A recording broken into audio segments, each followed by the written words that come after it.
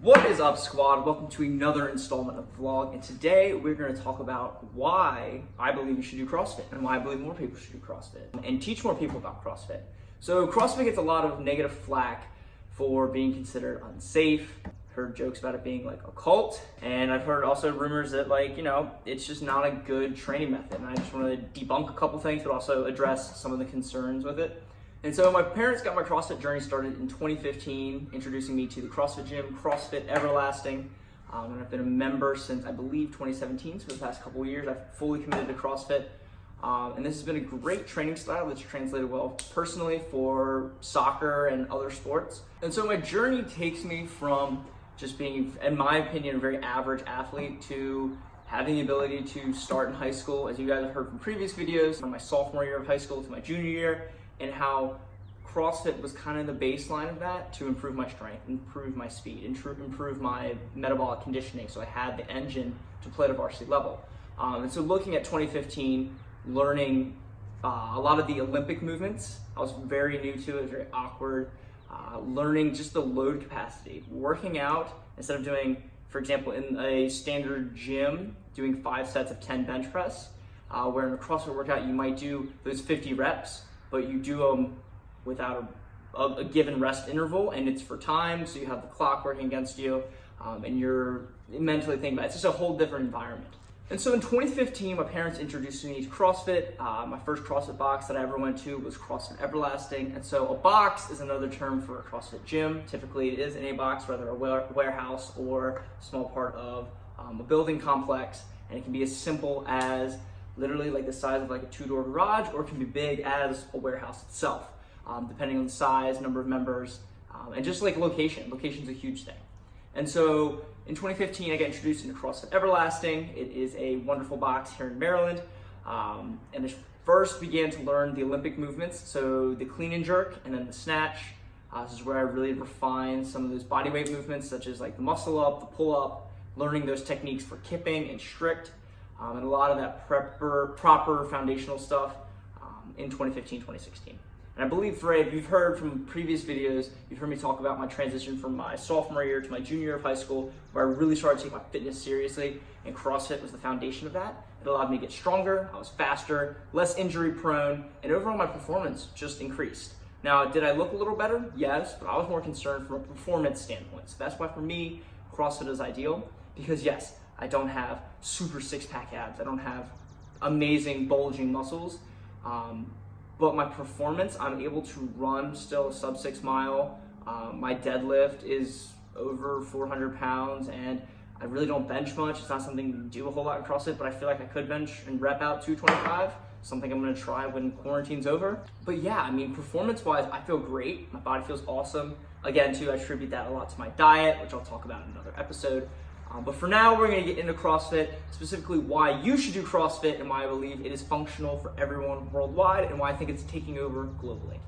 One reason I love CrossFit is the constant variation of workouts, ranging from, it could be your back squatting for 5 sets of 10, or it could be a 30-minute workout where you're doing jump rope, running, and burpees. So there's a wide dynamic of weightlifting, what's qualified as gymnastics movements, but in my mind, it's just body weight movements and calisthenics. And then you have the aerobic capacity or the metabolic conditioning of rowing, running, there's a skier, and then you have the assault bike. So those are the 3 modalities that CrossFit focuses on. And any combination of those 3 make up an endurance workout, which ranges from the 15 to 30-minute mark, something more moderate, which is gonna be like your 6 to 9-minute range, and then a sprint, which is like 5 minutes or less. And these different modalities are combined with different rep schemes, different volumes, depending on what is the desirable workout for that day. So you're never bored in the gym. You're not just doing 5 sets of 10 bench press. You're not just doing 5 sets of 5 pull-ups. You're doing it in a fashion, in a manner, in a training style that's giving you great volume in a short amount of time. And so it's maximizing your workout, because I can get an hour workout in and I can do 2 or 3 workouts in that given time, depending on the dynamics, what I'm looking for, what modalities I'm working on, and how I'm quantifying each workout. And so another great thing is this stuff is measurable. So a classic CrossFit workout is Fran, probably the most common, other than maybe the Murph, in my opinion. So Fran is a rep scheme of 21 thrusters, 21 pull-ups, 15 thrusters, 15 pull-ups, 9 thrusters, 9 pull-ups, and the barbell weight is 95 pounds for men and 65 pounds for females.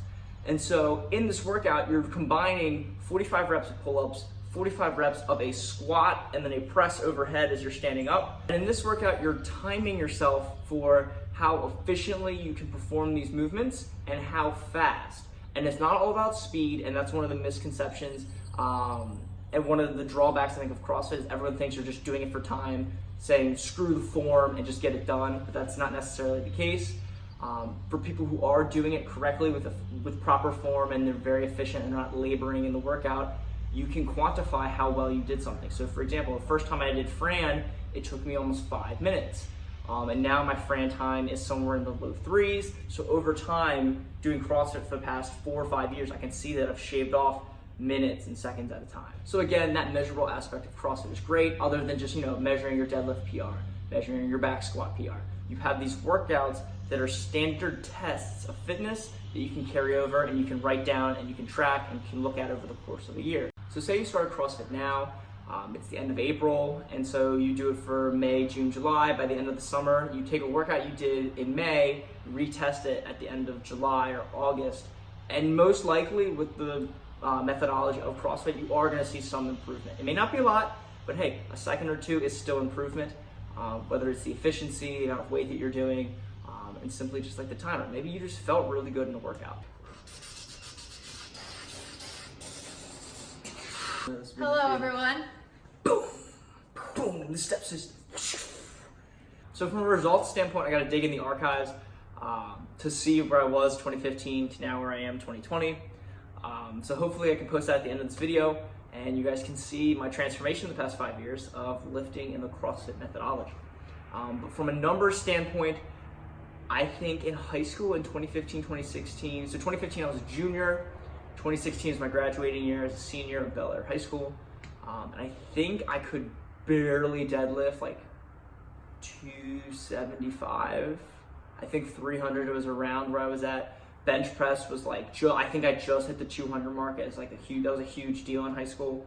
But now looking at the results, I'm always hitting new PRs and there's always new standards of how I'm feeling after a workout and understanding my body. I think that CrossFit, because it is a highly intense, constantly varied methodology and programming, it trains your body for many different styles and many different types of training. From sports, so soccer, lacrosse, basketball, to just everyday basic things around the house, to doing chores, to having the energy just to be able to be active all day. And even in like different realms and different extracurriculars, such as like intramural sports in college, or I've done Spartan races, I've ran a marathon. So the different training methods and styles have been working for me. So from a result standpoint, the challenging part of CrossFit is that you're always trying to improve, and the challenging aspect of it is that you don't always know what you're about to get into. Like you walk into a CrossFit gym, a CrossFit box, and it's a completely different workout, so it's a new test, just like every single day. It's a new test of life, there's new things happening, so you gotta learn to adapt and evolve, and I think that translates well from a CrossFit training methodology to everyday life. And so finally, at the end of this video, I want to talk about some of the drawbacks of CrossFit, addressing some of the concerns and issues that some people have, things I've seen in the comments on TikTok, on Instagram, and on my YouTube channel. So this is strictly talking about from a weightlifting and workout standpoint. This is nothing about diet. So one of the drawbacks of CrossFit that I think is deterring people from going is the cost. It's quite expensive. Gym memberships can range anywhere from $100 to $150, $160 a month in comparison to like a Planet Fitness, Anytime Fitness. But what you're getting in that is the community feel. You're getting all the programming workouts, so you don't have to think about it. And you're getting the atmosphere of better quality training. So you're paying for that more personalized training from coaches that work with you within that class period.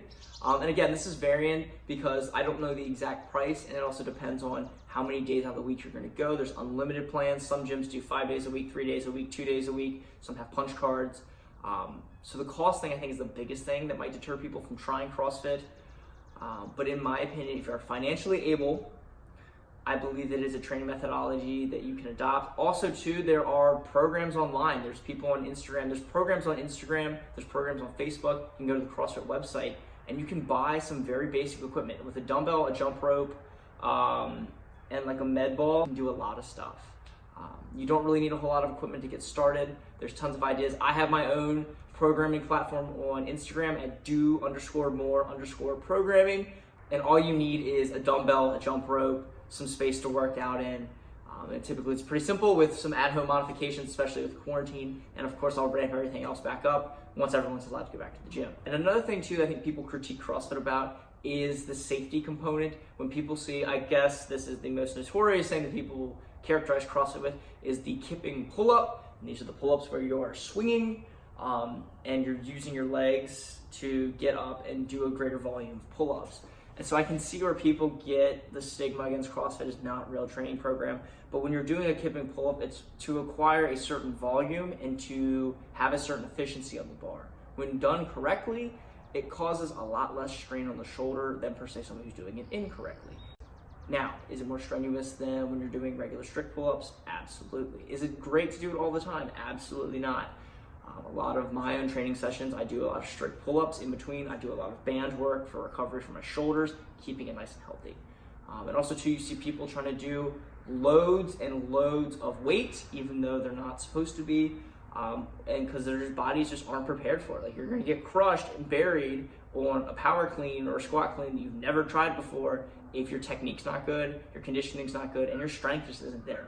But then again, this translates too to people in the gym who I see at a very standardized gym who slap on 315 on the squat rack and they'll try it and they'll explode and bail out on the sides. Or I just see horrible squat form where guys claim to squat 315 but they only go like 3 inches down and their butt raises 3 inches up and they count that as a squat. Or the bench press people that come down like an inch, come up an inch, and they think they're big and macho.